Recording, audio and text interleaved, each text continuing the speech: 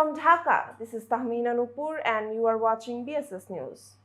As of March 2025, 147 out of 193 United Nations member states, which is about 75%, have recognized Palestine so far. But what might turn the table is the French announcement of recognizing the Palestinian state. French President Emmanuel Macron has pushed for a broader movement toward a two-state solution in parallel with a recognition of Israel's right to defend itself. He announced late Thursday that France will recognize the state of Palestine officially at the annual gathering of world leaders at the United Nations General Assembly in late September. French Foreign Minister Jean-Noel Barrot said Sunday on CBS News Face the Nation that it was absolutely necessary to restart a political process, the two-state solution process, that is today threatened, more threatened than it has ever been. On the other hand, Canada has stepped forward, joining France and Britain in moving toward recognition of Palestine. After months of growing criticism of Israel by Prime Minister Mark Carney, Canada announced it would recognize Palestine as a state, but only if the Palestinian Authority commits to reforms, including holding democratic elections. However, the decision has triggered tensions with the United States. Prime Minister Carney's plan to announce recognition at the United Nations General Assembly in September has already drawn sharp backlash. Reacting on his Truth Social platform, United States President Donald Trump wrote, I quote, "Wow, Canada has just announced that it is backing statehood for Palestine. That will make it very hard for us to make a trade deal with them," I unquote. Okay, now the question comes, what difference does the French recognition make? So far, France has become the first member of the Group of Seven to officially recognize the state of Palestine. Group of Seven is the group of industrialized nations, which includes the United States, Canada, Britain, Italy, Germany, France, and Japan. The move is historically significant. Between 1948 to 1967, France was Israel's closest Western ally before the United States assumed that role. It is also a permanent member of the United Nations Security Council, adding weight to the decision. While the recognition does not change conditions on the ground, it grants Palestine elevated status in international legal forums, potentially opening doors to more effective legal challenges against Israel's occupation, including at the International Criminal Court. France's decision also places fresh pressure on the United Kingdom. British Prime Minister Keir Starmer has said he will speak to the leaders of France and Germany to push for a ceasefire and discuss potential recognition of Palestine. Several European countries, including Norway, Spain, Ireland, and Slovenia, have already recognized Palestinian statehood since the recent Gaza conflict began. Spanish Prime Minister Pedro Sanchez welcomed France's decision, calling the two-state solution the only viable path forward. The announcement has sharply divided international opinion. The United States and Israel have condemned it as reckless and a reward for terrorism. In contrast, countries such as Spain, Ireland, Norway, Saudi Arabia, and Palestinian leaders have hailed the move as historic and essential for justice and lasting peace. On Monday, 28 July, the United Nations General Assembly gathered high-level officials to push for a two-state solution, aiming to see Israelis and Palestinians living side by side in peace as independent nations. The two-day ministerial-level conference was held on 28th and 29th July. It was jointly hosted by France and Saudi Arabia, following the United Nations General Assembly Resolution ARES 7981 adopted in December 2024.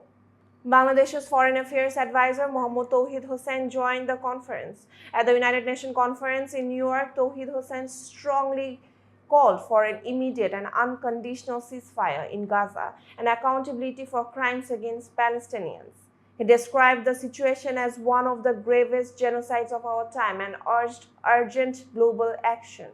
He reaffirmed Bangladesh's firm support for a viable independent state of Palestine based on pre-1967 borders with East Jerusalem as its capital, calling the two-state solution the only viable path forward under international law. Tawhid Hussain condemned Israel's use of starvation as a weapon, warned against illegal settlement expansions, and demanded an end to Israel's unlawful occupation in line with the ICJ's 2024 advisory opinion.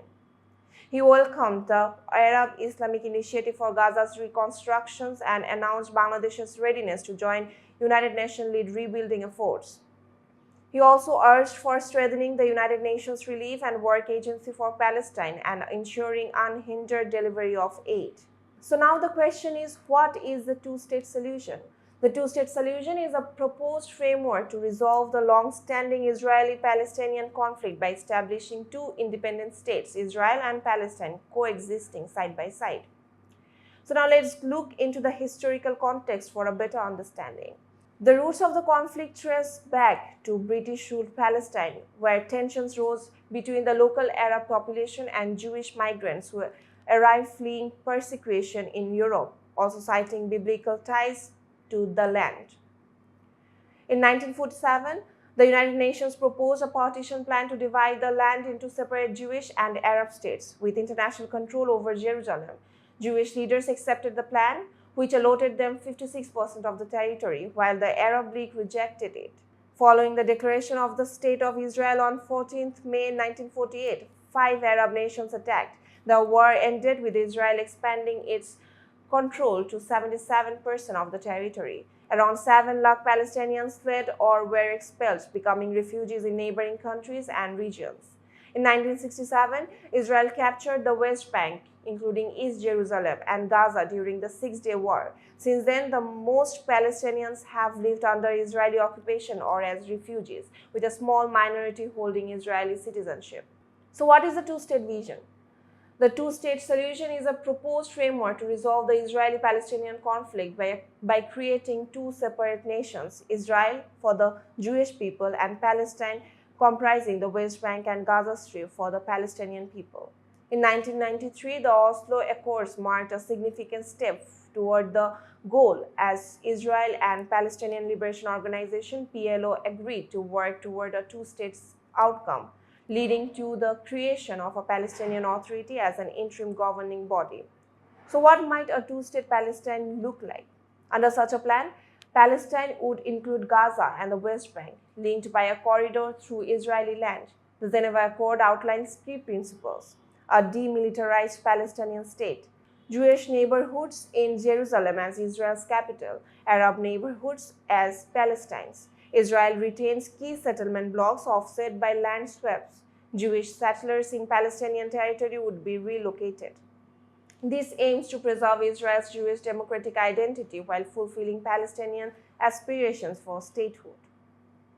The Israel-Palestine issue is not just a matter of land expansion, it has become a full-blown humanitarian crisis. Let's not go too far back.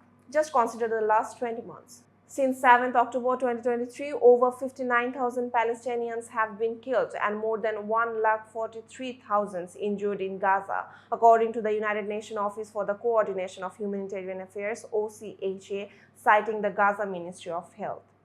Now, over 2 million Palestinians, half of them children, face dire shortages of water, food, and medical care. More than 90% of homes have been damaged or destroyed. Nearly half of Gaza's 36 hospitals are only partially functioning, severely understaffed and overwhelmed. Too much disappointment and overwhelming loss, right? But amidst it all, the United Nations General Assembly's conference and France's decision to recognize Gaza soon is a glimmer of hope. However, right now, the future of Gaza is the most urgent issue at hand. And what's the future of Gaza? Israel's goal is to eliminate Hamas, and it has rejected any agreement that allows the group to remain in power. Prime Minister Benjamin Netanyahu has insisted that Gaza must be demilitarized and placed under complete Israeli security control. At the same time, he has made it clear that Israel has no intention of governing Gaza or rebuilding settlements there. Hamas, however, claims it will endure and dismisses any plans for Gaza that exclude its involvement as unrealistic. However, this remains just discussion. Recognition from the world's major power is still pending. For Palestinians, recognition alone does not end the occupation, leave the siege on Gaza. stop settlement expansion, or secure the right of return for refugees. As the war continues, hunger deepens and diplomacy falters. Whether the two-state solution can be implemented or not is yet to be seen. That's all for today. For more information, visit bssnews.net. Thanks for watching.